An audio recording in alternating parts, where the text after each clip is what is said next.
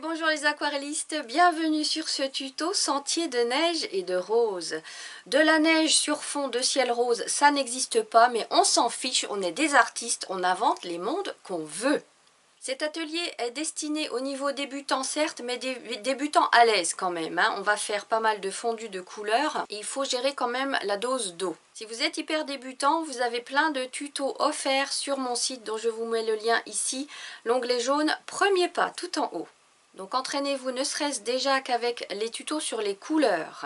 Le tuto est un peu particulier parce que à la fin, je vais vous raconter une histoire sur ces personnages. Je vais aussi vous lancer un défi parce que l'histoire de cette aquarelle ne va pas s'arrêter là. Et la nuit dernière, à 3 h du matin, insomniaque, j'ai mis en œuvre les préceptes de nos Simply Birds, vous savez les cartes bien-être. Il y en a une qui dit « j'écoute ma respiration » et l'autre qui dit « je lâche prise ». Ma foi, j'ai fait les deux. Écouter sa respiration, ça fait un bien fou, ça apaise. Et en même temps, j'ai lâché prise et c'est quand on lâche prise que les idées, elles arrivent. Ça, c'est pas nouveau. Hein. Et cette illustration, eh ben, elle est arrivée dans ma tête tout simplement. Donc quand je me suis levée ce matin, j'ai fait le prototype et voilà. J'ai travaillé ici sur une feuille de format carte postale 10 par 15 cm. Je ne vous donne pas de cote, il y a à peine de dessin à faire. Vous pouvez travailler sur le format que vous souhaitez. Si vous êtes débutant, attention, évitez les trop grands formats. C'est plus compliqué à travailler au niveau des fondus des couleurs et du dosage de l'eau. Et pensez aussi à bien laisser une marge autour de votre feuille pour la fixer à son support. Je vous souhaite plein de plaisir avec cet atelier.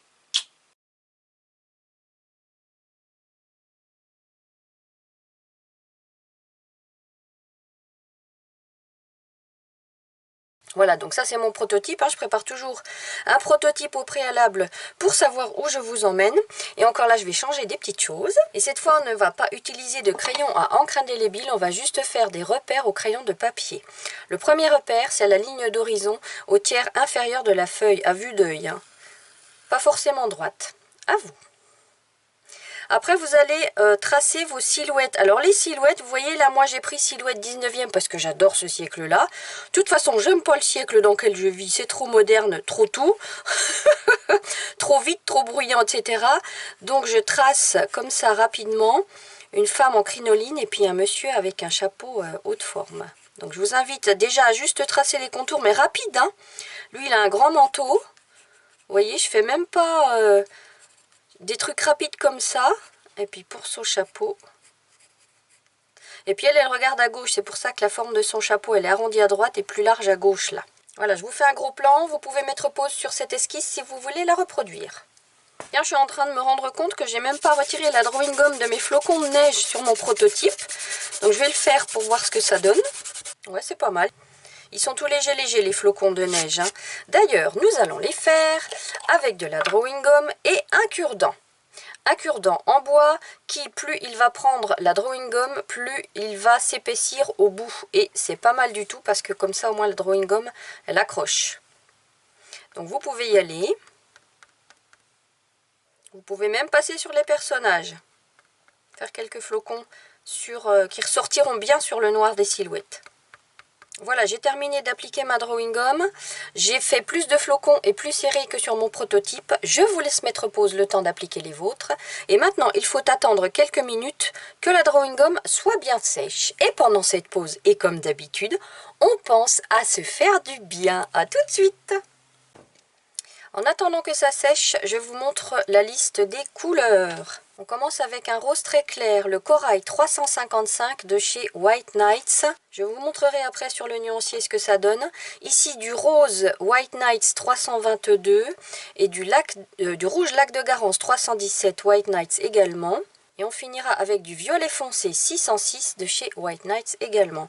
Le corail, c'est celui-ci, c'est le plus clair. Le rose 322 de chez White Nights, c'est celui-ci. Il se rapproche fortement du rose opéra de chez Sennelier. Alors White Nights, c'est une marque avec des couleurs très puissantes. Hein. Elles sont très lumineuses. Ensuite, au niveau des marrons, on va avoir l'ocre d'or 205 White Nights, le terre de ciel naturel 405 White Nights et le sépia 413 White Nights. Celui-là, l'ocre d'or, il est là.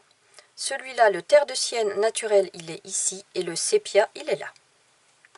Et en termes de bleu, il y en aura deux. Il y aura le bleu du ciel de chez White Nights. c'est le numéro 512. Et l'ultramarine léger 501, toujours White Nights. Et ce sont ces deux-là. Et on aura aussi besoin de gris. Ici, c'est mon indigo de chez Daniel Smith sans numéro. Il frôle le gris foncé. Pensez à fixer votre feuille à son support pour ne pas qu'elle bouge. Dans un premier temps, on va travailler le ciel. Et là, au lieu de faire que du rose, je vais rajouter une petite touche d'ocre d'or juste au niveau de l'horizon. On va voir ce que ça donne. Comme ça, vous aurez les deux exemples et puis vous pourrez choisir. Là, ça va être le test et la découverte pour moi. Je prends mon pinceau à la vie pour tout mouiller sans m'occuper de mes silhouettes. À chaque fois que mon pinceau sort de l'écran, c'est que je vais chercher de l'eau dans mon petit bol qui est à droite. Et je mouille jusqu'à la ligne d'horizon. Et comme je vous dis d'habitude, je préfère que vous mettiez plus d'eau que pas assez. Hop, je prends maintenant mon pinceau Kolinsky. Et je commence avec mon corail à tracer mon soleil. Un gros cercle. Et puis, j'applique ma couleur. Et si votre soleil n'est plus rond à la fin de l'illustration, ce n'est pas grave du tout. Il peut y avoir des nuages dans notre joli ciel rose. Alors ça, c'était le corail. Maintenant, je prends le rose 322 de chez White Nights pour renforcer ce soleil.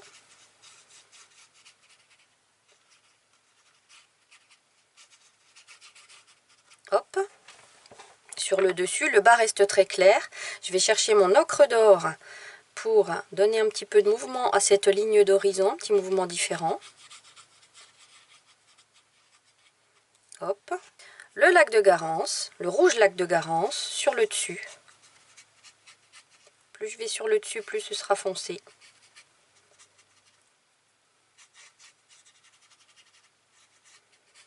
Hop. Et je finis avec le violet foncé.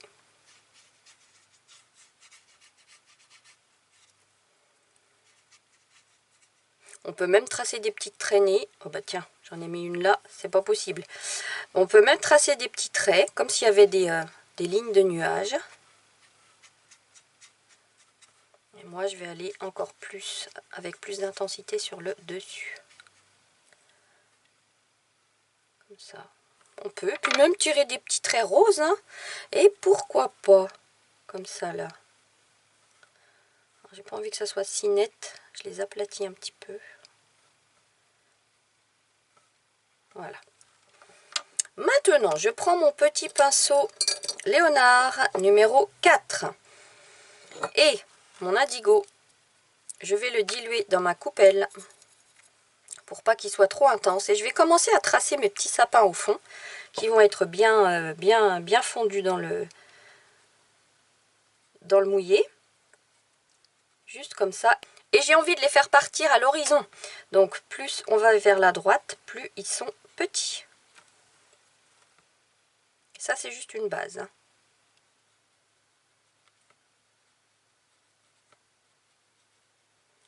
Alors, on peut en faire de différentes tailles pour que ça soit pas si boum, vous voyez. Ah tiens, puis je vais même en faire un là. Hop. Alors, est-ce que j'en fais un plus grand là? Ouais, je vais en faire un plus grand là.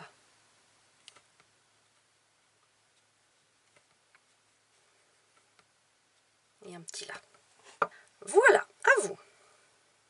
Je n'attends pas que le dessus soit sec pour faire le bas de la neige. Donc, on va utiliser notre bleu clair et notre bleu foncé pour la neige. Je prends mon pinceau Kolinsky et non pas mon pinceau à la vie parce que j'ai pas envie de déposer trop d'eau. Et je mouille tout. Donc là, le gris des sapins va migrer vers le bas, c'est normal. Et ce n'est pas grave. Alors, je prends mon bleu clair. Et puis, je vais tirer déjà les ombres propres. Le soleil est juste au-dessus, donc l'ombre va être dans cette direction-là. Non, pas ombre propre, mais ombre portée des personnages. Le soleil est là, donc l'ombre par là. Et puis ici, j'anticipe l'ombre de l'arbre que je vais faire. Je vais poser son tronc ici. Donc, j'anticipe son ombre là, comme ça. Et là, l'ombre portée aussi des sapins.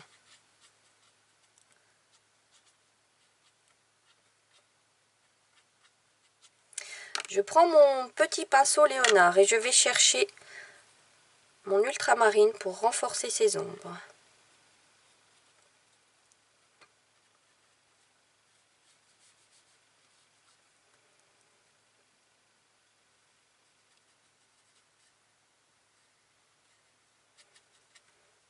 Et puis celle de l'arbre aussi. Vous voyez, ça commence à sécher, je laisse faire, hein.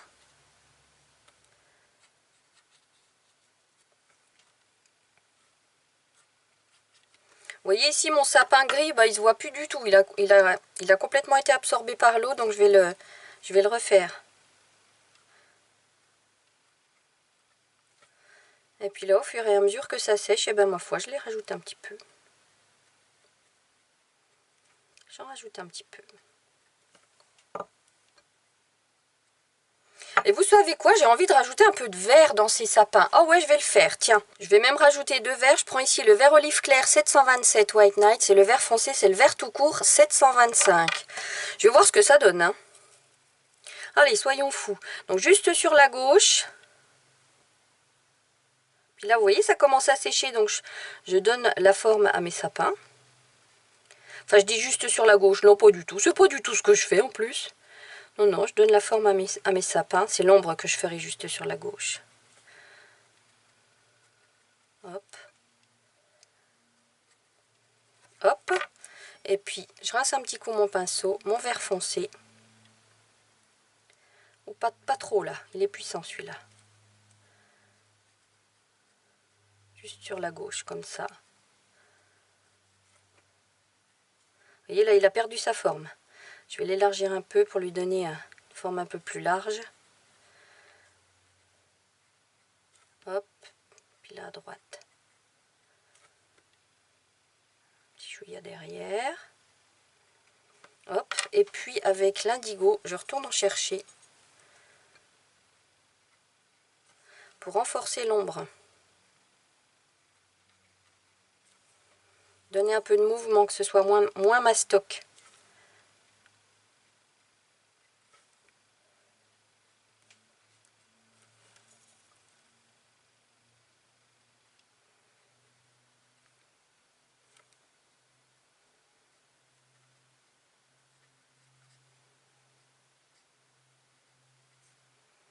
Voilà.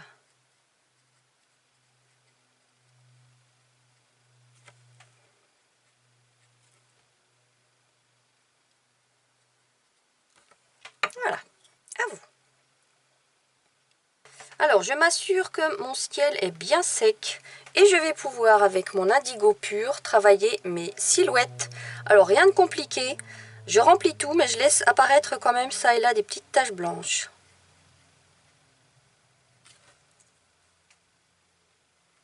Voilà, j'ai fini mes silhouettes. Je vous fais un gros plan pour que vous voyez bien. Voilà, je vous laisse mettre pause sur cette image si nécessaire.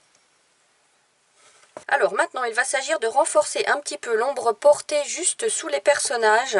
Donc je prends mon bleu ultramarine léger et je vais le mélanger avec un petit peu de gris qui est dans ma coupelle, voire il y a un petit peu de vert, vous voyez. Et ben je vais le prendre aussi, ça va donner un autre mouvement à l'ombre. Donc moi je prends une coupelle pour faire mes mélanges parce que j'ai une boîte en bois et je ne peux pas faire de mélange dans le couvercle de ma boîte d'aquarelle. Mais je vous dis toujours, surtout ne nettoyez pas vos couvercles parce que vous pouvez avoir des petites pépites en termes de couleurs dans vos couvercles, hein. Et puis sur support sec, allez, on va s'amuser à reproduire l'ombre à l'envers. De manière très succincte, hein. Hop, et puis un grand chapeau là. Voilà. À vous. Alors, est-ce que mes sapins... Je sens, vous voyez au toucher, que mes sapins sont encore lourds. Ils ne sont pas encore assez secs pour que je puisse peindre mon arbre. J'ai peur que le brun de mes branches se diffuse trop dans le vert des sapins. Donc, j'attends quelques minutes. Voilà, j'ai attendu quoi? 3 minutes, hein. Alors, je reprends mon pinceau Léonard numéro 4. Et puis, on va s'amuser à faire notre arbre. Je vais commencer avec le terre de sienne naturel. Et puis, je pars de la base où j'ai commencé mon ombre, hein. Et puis après, c'est pas compliqué. Je monte tout simplement mes branches, alors plus large en bas qu'au-dessus. Et puis, là, je vais faire partir 2 troncs. Hop. Je remouille régulièrement mon pinceau. Et puis après, des branches latérales. Et plus on monte, plus c'est fin. Vous pouvez même changer de pinceau après, hein. Donc ça c'est déjà une première base, après on ajoutera le sépia.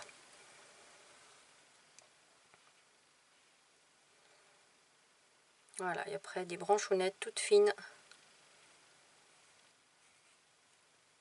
Voilà. Et avec mon sépia, je vais juste renforcer les branches principales par-ci par-là.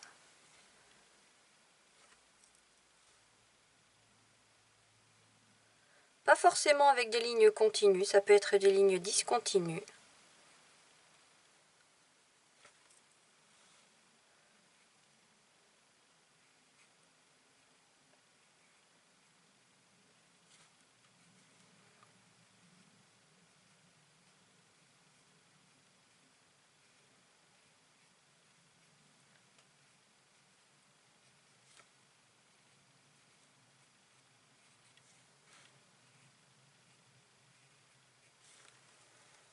Voilà, à vous.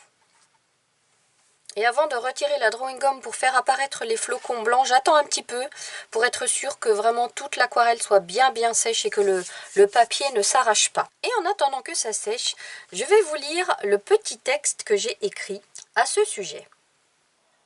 Au cœur de cette atmosphère hivernale, des silhouettes s'éloignent. Leur démarche évoque une progression lente mais déterminée vers un avenir que seul décide. Chaque empreinte laissée dans la neige représente une trace du chemin parcouru. Elles sont nécessaires, ces traces, car elles sont le témoin de ce qu'ils ont été, de ce qui les a construits. Ils peuvent les remercier aussi bien pour leurs échecs, car ils leur ont permis d'évoluer, que pour leurs succès, car ils leur ont permis de s'aimer. Chaque pas est une méditation sur le passé, le présent et l'avenir. Au cœur de cette atmosphère hivernale, des silhouettes s'éloignent, marchant d'un pas déterminé, un pas d'éternité. Voilà les amis. Maintenant bien sûr, à vous de tourner ce texte à votre sauce, selon votre vie. Alors je vais faire un petit test pour retirer ma drawing gum, surtout au niveau des sapins, là où il y avait quand même pas mal de couleurs. Donc je prends un pinceau à l'envers. Ouais, je sens que c'est encore un petit peu lourd au niveau des sapins, donc je reste avec le pinceau. J'y vais pas avec le doigt. Voilà, j'ai retiré toute ma drawing gum. Je vous laisse mettre pause le temps de retirer la vôtre et cette illustration est terminée. Voilà, j'espère que ça vous a plu. Maintenant, le défi, c'est de refaire cette illustration en fonction des saisons et des fêtes. Ici, on a déjà l'hiver.